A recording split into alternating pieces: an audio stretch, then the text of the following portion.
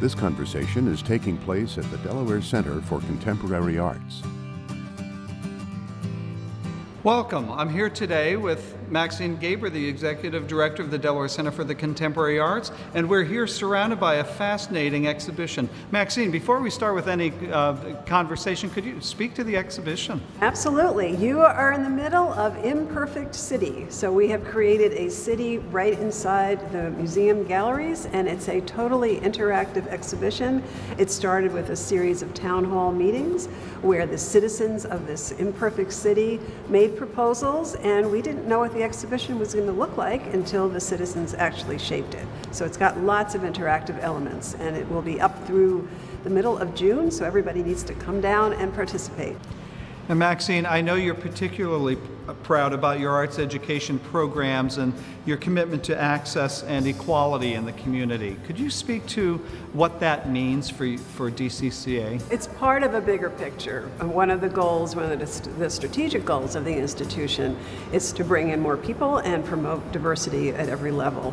And it fits in with what's happening nationally and probably internationally in the museum field. A woman named Nina Simon wrote a book called The Participatory Museum.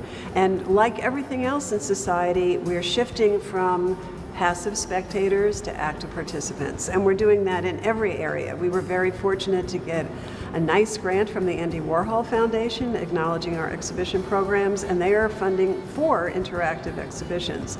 So being a museum educator, I can be snide and say, the curators are now catching up with the educators. We've always been interactive, and now the entire field is becoming interactive, which is very exciting.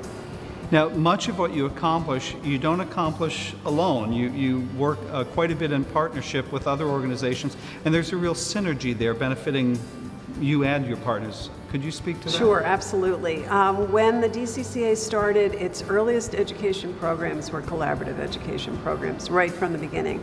We've had an artist in residence program for over 20 years where the artists work with community. We've worked with 40 different organizations through the years on collaborative efforts. We also have a very strong school program that's called Contemporary Connections, and we do in-depth studies with students, infusing the arts into the school curriculum, into math, science, English, history, and bringing the arts into the curriculum to enliven it.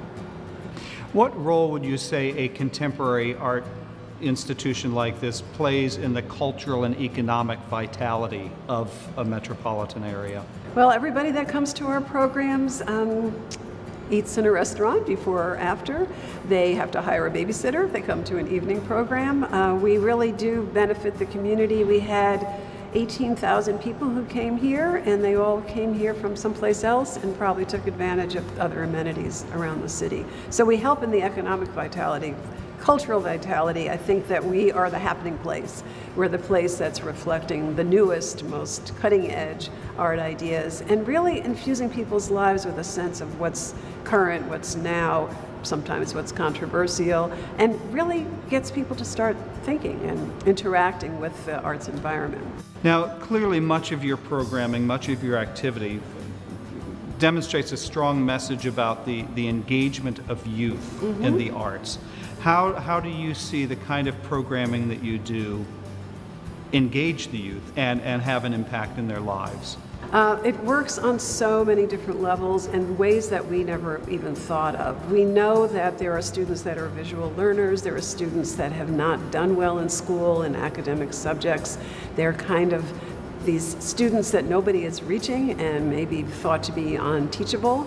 And once they are introduced to another way to communicate and another way to share their ideas through the visual arts, they really blossom. And that's what we're seeing in our school programs. In the programs that we do here, we have benefits for kids that we've never dreamed of. We had one little girl who was very active in our summer camps. She was kind of the life of the party. She was very effervescent. And at the end of the camps, this little girl's grandmother came up and she said, "You have no idea what you've done. This is a little girl who was bullied in school all year, didn't have any friends, was afraid to go outside and play after school, and this was a safe environment." We have another little boy who is somewhere on the autism spectrum, came with great trepidation in the beginning, and his mother said this is the only place that he asked to come to and really looks forward to coming to. So it's had all kinds of wonderful ramifications and repercussions with all kinds of students, because we take students from every experience level, every income level, every learning style, and they really get to blossom here. We have started a scholarship program in the memory of a little girl who came to our summer camps and our family days and died very tragically of a brain tumor. And in her memory, in perpetuity, we've set up the Rachel Gamrell Scholarship Fund. And we hope that people contribute to that fund so kids like Rachel can participate in the arts forever. Another expression of your commitment to access for all individuals. Absolutely. Thank you so much. Thank you. You're connected with Content Delaware.